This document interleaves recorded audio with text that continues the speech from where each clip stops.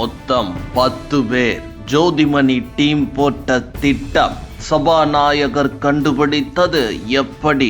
வெளியானது ஒற்றன் விஷயம். நேற்று மக்களவை சபாநாயகர் ஓம் பிர்லா சொன்ன விஷயம் ஒட்டுமொத்த நாட்டையும் அதிர்ச்சி அடைய செய்திருக்கிறது. இன்னும் சொல்ல போனால் இந்தியா முழுவதும் காங்கிரஸ் எம்பிகளுக்கு எதிராக மக்களை கொந்தளிப்பு அடைய செய்திருக்கிறது. இந்த சூழலில் காங்கிரஸ் பெண் எம்பிகளின் திட்டம் கண்டுபிடிக்கப்பட்டது எப்படி என விஷயம் கசிய தொடங்கி இருக்கிறது. ஓம் பிர்லா நேற்று குறிப்பிட்டதாவது, கடந்த புதன்கிழமை பிரதமர் மோடியின் இருக்கையை சூழ்ந்து எதிர்க்கட்சி எம்பிகள் அநாகரிகமாக போராட்டம் நடத்தினர். குறிப்பாக பெண் எம்பிகள் பிரதமரின் இருக்கையை சூழ்ந்த காட்சியை ஒட்டுமொத்த நாடும் பார்த்து அதிர்ச்சியில் உறைந்தது. பிரதமர் மீது தாக்குதல் நடத்த அவர்கள் திட்டமிட்டிருந்தனர். அன்றைய தினம் பிரதமருக்கு என்ன வேண்டுமானாலும் நடந்திருக்கலாம். இது இந்திய நாடாளுமன்ற வரலாற்றில் கரும் புள்ளியாகும். அசம்பாவிதங்களை தவிர்க்கவே அவைக்கு வர வேண்டாம் என்று பிரதமர் நரேந்திர மோடியிடம் வேண்டுகோள் விடுத்தேன். இதை பிரதமரும் ஏற்றுக்கொண்டார். ஜனநாயகத்தில் கருத்து வேறுபாடுகள் இயல்பானது. ஆனால் எதிர்க்கட்சி எம்பிகள் அவையின் மாண்பை சீர்குலைக்கும் வகையில் நடந்து கொண்டனர். குறிப்பாக காங்கிரஸ் எம்பிகள் மிகவும் அநாகரிகமாக செயல்பட்டனர். அவர்களின் நடவடிக்கைகளை மிகவும் வன்மையாக கண்டிக்கிறேன்.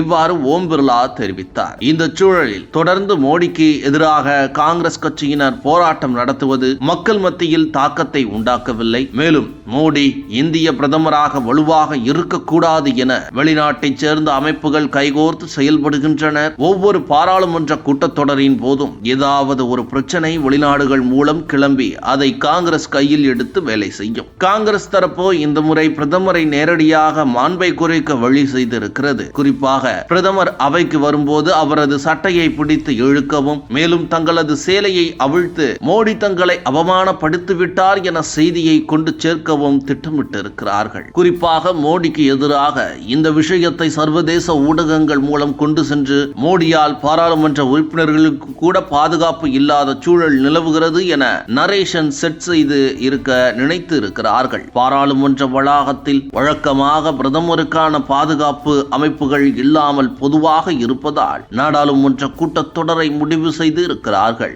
இதில் முதலில் 10 பெண் எம்பிகள் வரை கலந்து கொள்ள வேண்டும் என காங்கிரஸ் திட்டமிட்டிருந்த நிலையில் வட மாநிலத்தைச் சேர்ந்த குறிப்பிட்ட எம்பிகள் நேரடியாக பிரதமரை இவ்வாறு எங்களால் செய்ய முடியாது, அதோடு எங்களது அரசியல் எதிர்காலம் மட்டுமல்ல அனைத்தும் போய்விடும் என கூறி மறுத்து ஒதுக்கி இருக்கிறார்கள். அப்போது தமிழகத்தைச் சேர்ந்த 2 எம்பிகள் ஜோதிமணி, சுதா இருவரும் நாங்கள் செல்கிறோம் என கூறிவிட்டு பிரதமரின் வருகைக்காக காத்திருந்ததாக கூறப்படுகிறது. இந்த திட்டங்கள் அனைத்தும் மக்களவை சபாநாயகர் ஓம் பிர்லாவிற்கு தெரிய வரவே அவர் உடனடியாக பிரதமரை தொடர்பு கொண்டு விஷயத்தை கூறி அவைக்கு வர வேண்டாம் என கூறியுள்ளார். ஜோதிமணி, சுதா இருவரும் தமிழகத்தைச் சேர்ந்தவர்கள். இங்கு மோடியை எதிர்த்தால் தங்களுக்கு சீட் மீண்டும் கிடைக்கும், வெற்றி நிச்சயம் கிடைக்கும் என கணக்கு போட்டு வேலை செய்திருக்கிறார்கள். ஆனால் இனி இவர்கள் இருவரும் என்ன நிலைக்கு செல்ல போகிறார்கள் பாருங்கள் என விஷயம் அறிந்தவர்கள் கூறுகின்றனர். உலகம் முழுவதும் முக்கிய தலைவர்கள் கூட நெருங்க முடியாத அளவு